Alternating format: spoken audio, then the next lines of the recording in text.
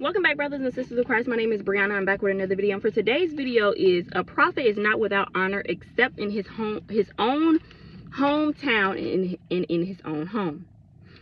So we are going to read Matthew chapter 13 verses 53 through 58, and it says, when Jesus had finished these parables, he moved on from there. Coming to his hometown, he began teaching the people in their synagogue, and they were amazed.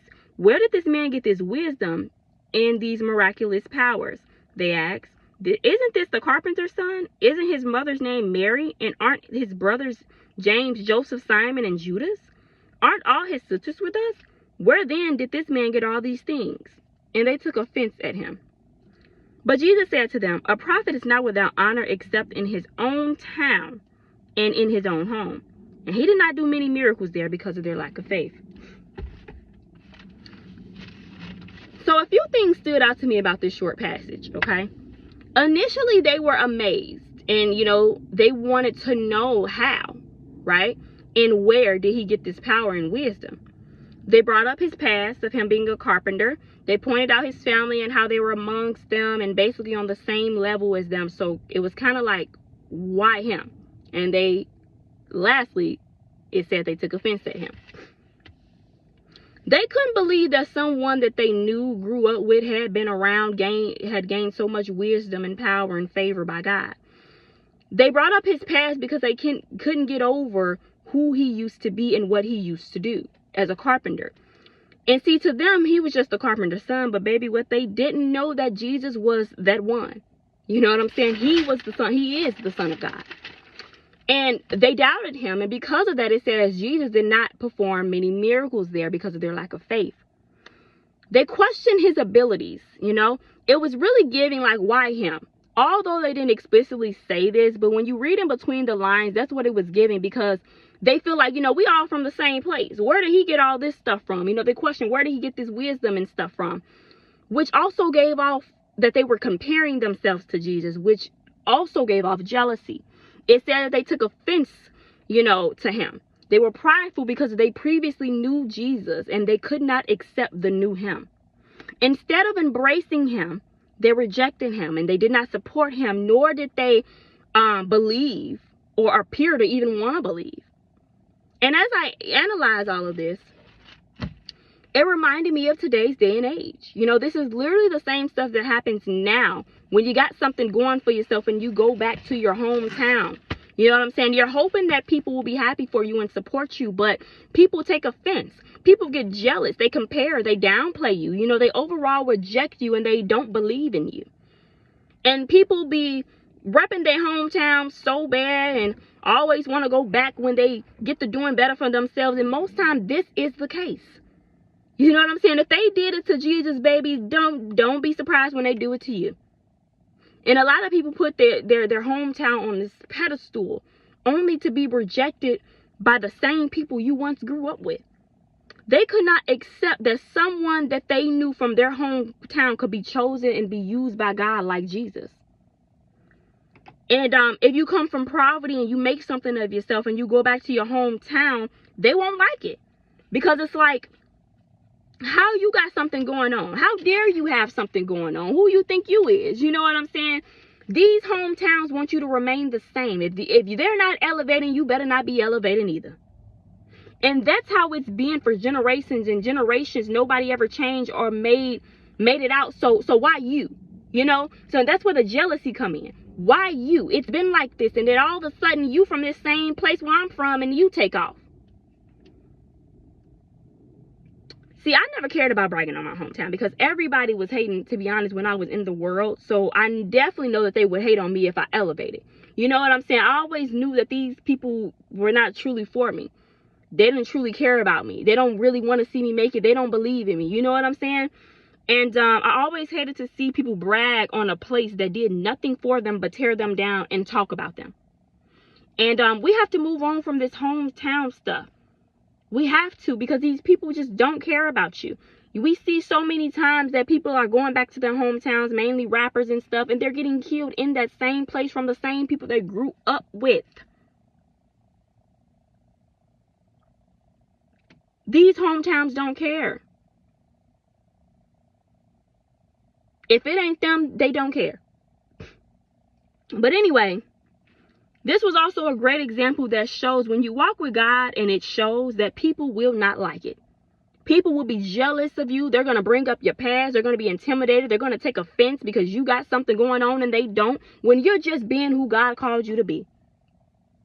You know, first they observe, then they question, and then there's the offense and jealousy.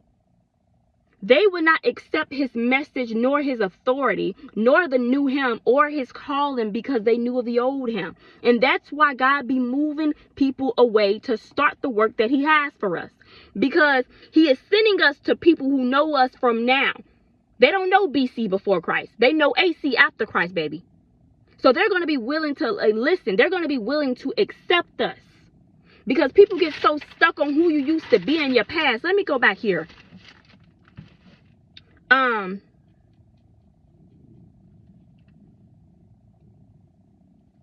That's one of the main things that people do, is bring up your past. They see you doing better. They see you doing good. They see you done found the Lord. And the first thing they do is bring up your, didn't you used to do this? And they did it to Jesus. Didn't you used to be a carpenter's son? Well, guess who he is now, baby? Guess who he always been? And that's the thing. The calling always been on your life. They didn't know it. They just didn't know it. The Lord had been chose you. Jesus been the Son of God.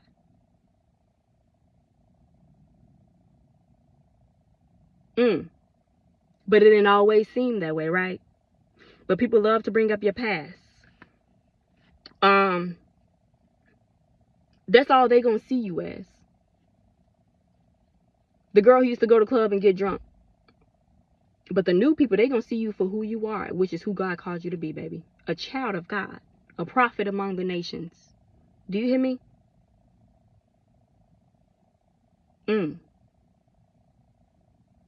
This is exactly how people do nowadays. They bring up your past and they question, like, how she got this going on? How he got this going on? He from out here. Why him? How he make it? Who he think he is? Don't let you make something of yourself and come back to your hometown, baby. Who do you think you are? To make something of yourself and then come back to them and they take it as rubbing it in their face, I guess. Listen, y'all heard me talk about this a few times. And I'm going to talk about it more and more. I'm not a advocate of going back to your hometown and flaunting things that you got going on and stuff. You got to go back. You got to do what you got to do. I got family back there. You know what I'm saying? But when you know where you come from and the type of people, it's just best to accept what God has for you and keep it moving. Some people go back and they trying to flaunt and throw it in people's face and brag and show off, and they bring in that negative attention and energy. But some people truly going back to help. You know, they want to help, or they just proud of themselves, but people don't like that. They did it to Jesus. And they do it to us.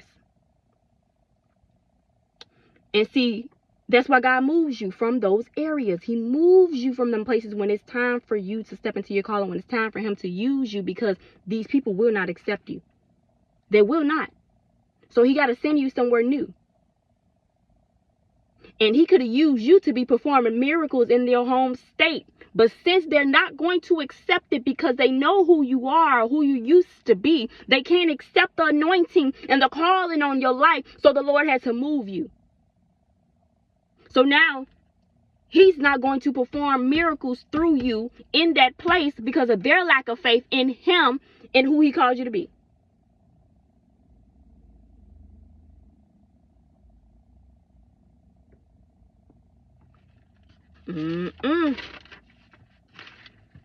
So, you know,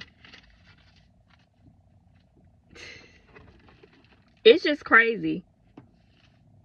It's just crazy that you can grow up in a place, be close to people, and you think these people have your best interests.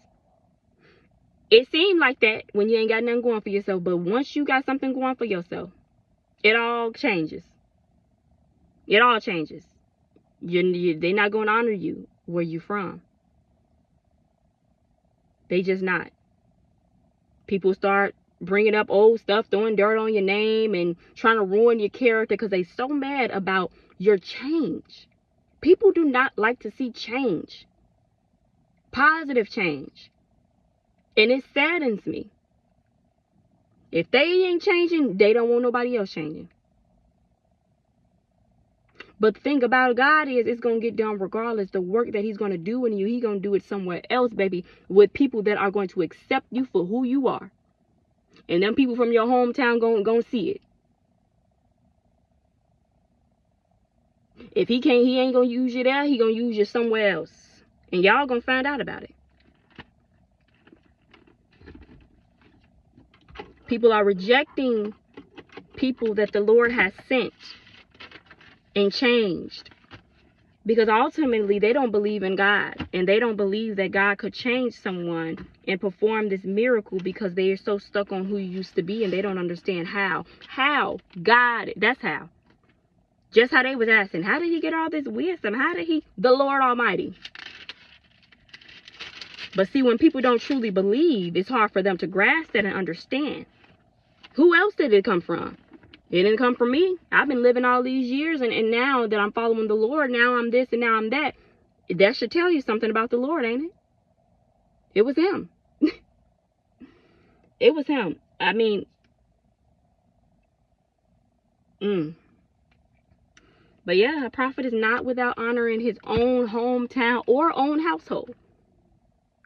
Some people in your very household goes against you when they find out that the Lord is using you. I talked about Joseph many times. When they found out that you're called by God. Now they starting stuff with you. Now they mad. You know what I'm saying?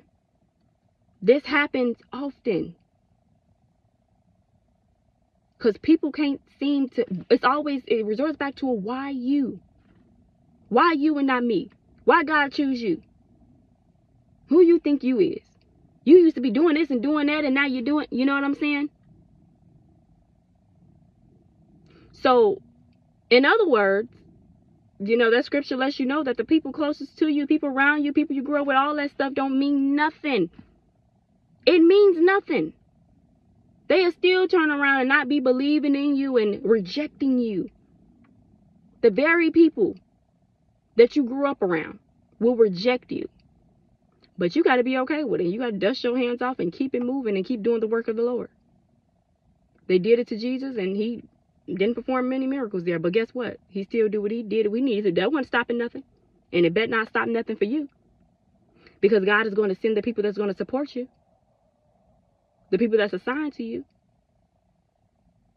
And that's okay.